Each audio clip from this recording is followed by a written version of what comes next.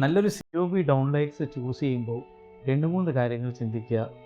First ലൈറ്റിങ്ങിന് വേണ്ടി ഒരു planning ചെയ്യുക. ബിക്കോസ് ഇപ്പോഴത്തെ COB ഫിക്സേഴ്സിൻ്റെ ഹൈറ്റ് ഒരു മാറ്റേഴ്സ് ആയിട്ടുണ്ട്.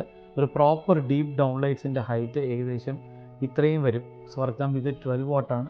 ഇതിനൊരു 75 to 80 mm ഹൈറ്റ് ഉണ്ട്. 8 സെൻറ്റിമീറ്റേഴ്സ് വരുമ്പോൾ നമുക്ക് ഇതിൻ്റെ സെക്ഷൻ അവിടെ വരുമോ എന്നുള്ളത് നേരത്തെ നമ്മൾ ഫാൾ സീലിംഗ് ചെയ്യുന്നുണ്ടെങ്കിൽ നമ്മളത് ചോദിച്ച് കൺഫേം ചെയ്യുക. അപ്പോൾ ഇങ്ങനെ നമുക്ക് സെക്ഷൻ വരുന്നുണ്ടെങ്കിൽ ഇതുപോലുള്ള കേർവി ആയിട്ടുള്ള ഫിക്സേഴ്സ് വരുന്നുണ്ട്.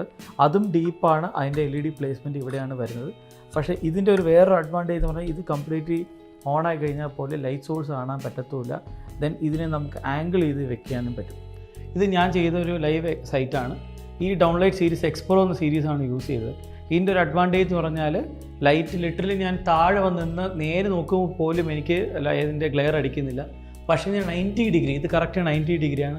ഈ 90 ഡിഗ്രി കിട്ടിയ പോലും നമുക്ക് കണ്ണിലോട്ട് അടിക്കുന്നുണ്ടെങ്കിലും നല്ലൊരു പ്രീമിയം ഒപ്റ്റിക്സ് ഉപയോഗിച്ചതുകൊണ്ട് നമ്മുടെ കണ്ണിലോട്ടുള്ള ഗ്ലെയർ ഇൻഡെക്സ് വളരെ കുറവാണ്.